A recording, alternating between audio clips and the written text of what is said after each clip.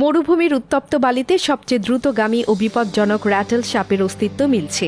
বালিতে কিছু দাগ দেখলে বুঝতে হবে সামনেই লুকিয়ে থাকতে পারে এই ডোরাকাটা সাপ। কিন্তু দৌড়েও এক্ষেত্রে পার পাওয়া যাবে না, কেননা বিশ্বের দ্রুতগামী সাপের তালিকায় রয়েছে এই সাপের নাম।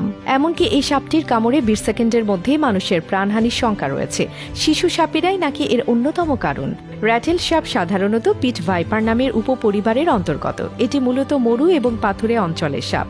অস্ট্রেলিয়ার উত্তর উপকূল এবং দক্ষিণ এশিয়ার উপকূলের সাগরের জলেও এই সাপের দেখা পাওয়া যায়। ইংরেজি র্যাটেল শব্দের বাংলা অর্থ ঝুনঝুনি। পৃথিবীতে র্যাটেল সাপের 25টিরও বেশি সংখ্যক প্রজাতি রয়েছে।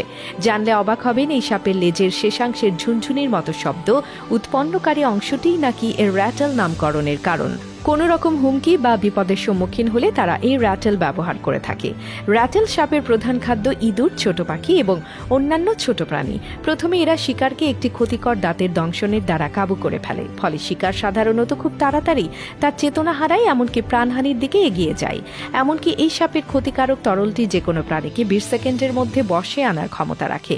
কিন্তু সহজ শিকার থেকে পালিয়ে যাবার চেষ্টা করবে এমন শিকারই এই সাপের বেশি পছন্দ, কেননা র্যাটেল সাপ তার দেহের দৈর্ঘ্যের 2/3 দূরত্ব থেকেও দংশন করতে পারে। জানা যায় র্যাটেল সাপ সুগঠিত দাঁত সহই জন্ম নেয় এবং দংশনের সময় প্রয়োগকৃত তরলটির মাত্রা নিয়ন্ত্রণ করতে পারে। সাধারণত দংশনের সময় তারা শিকারকে পূর্ণমাত্রায় পদার্থটি প্রয়োগ করে, কিন্তু দংশন যখন আত্মরক্ষার্থে হয় তখন তারা তরলটি প্রয়োগ করে না। যদি করেও তবে দংশনের সময় তরলটি অল্প পরিমাণে নির্গত হয়। উল্লেখ্য, সাপ যদি ভীত বা আঘাতগ্রস্ত হয় তখন তা দংশনের সময় এসব চিন্তা নাও করতে পারে। ছোট সাপ পূর্ণবয়স্ক সাপের তুলনায় আরও বেশি ভয়ঙ্কর, কারণ দংশনের সময় ওই দূষিত পদার্থের পরিমাণ এরা নিয়ন্ত্রণ করতে পারে না। ফলে দেখা যায় কম বয়স্ক সাপটি একবার কামড়ে তার সম্পূর্ণ ক্ষতিকারক তরলটি প্রয়োগ করে ফেলে। সংবাদ মাধ্যম থেকে প্রাপ্ত তথ্য অনুযায়ী এই সাপ কামড়ালে শিশুদের প্রাণ দ্রুত সংকটাপন্ন হয়। সাপটির নিক্ষিপ্ত ক্ষতিকর তরলটি শরীরের টিস্যু নষ্ট করে থাকে। এতে শরীরের লাল রঞ্জকটি জমাট বেঁধে যায়, ফলে এই সঞ্চালন প্রক্রিয়ায় ব্যাঘাত ঘটে। এছাড়া এই সাপ কামড়ানোর পর শ্বাসকষ্ট, প্যারালাইসিস, বমি, চেতনাহীন হয়ে পড়া ইত্যাদি লক্ষণ দেখা দিতে পারে। এরা সাধারণত মানুষ দেখলে ভয়ে পালিয়ে যায়, তবে একবার কামড়ালে আর রক্ষে নেই। সাপটি বিশ্বের দ্রুতগামী সাপের তালিকায়ও নিজের জায়গা করে নিয়েছে।